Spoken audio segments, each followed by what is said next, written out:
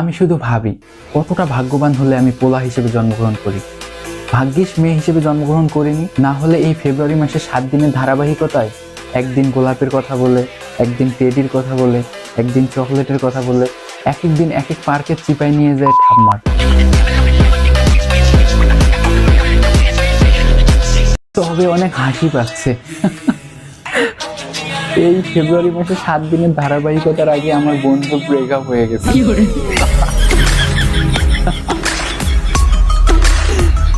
বন্ধু ভাবছিল এই 7 দিনের ধারাবাহিকতা একটু পার্কে নিয়ে যা হাত দিবে, বন্ধু তার আগে ব্রেকআপ হয়ে গেছে। তাই বলে সুন্দরী সুন্দরী আপুগুলো যদি একটু অহংকার ছেড়ে যদি আমাকে একটু মেসেজ দিত, তাহলে এই 7 দিনের ধারাবাহিকতায় আমরাও থাকতে পারতাম। আচ্ছা যাই হোক, এখন অহংকার বাদ দিয়ে এই ভিডিওতে একটু কমেন্ট করে যান, দেখি কারা কারা অহংকার মুক্ত।